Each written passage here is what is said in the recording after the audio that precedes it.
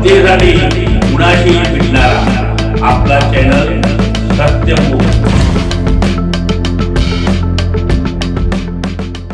खुपिरे येथे शक्तीपीठ महामार्ग विरोधी संघर्ष समितीची बैठक पार पडली।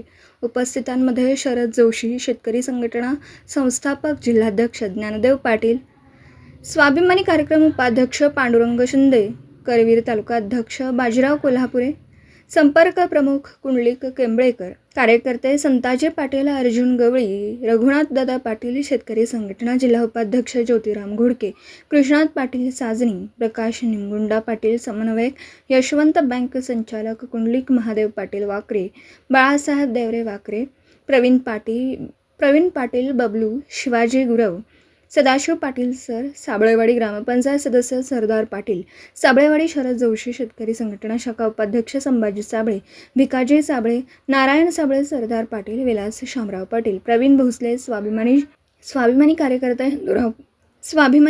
हिंदुराव पाटील, बळवंत शिंदे, बंडा पाटील, अशोक गायकवाड आदी सर्व शेतकरी उपस्थित होते। सत्यमुख प्रतिनिधी ज्ञानदेव पाटील, साबळेवाडी तालुका करवीर।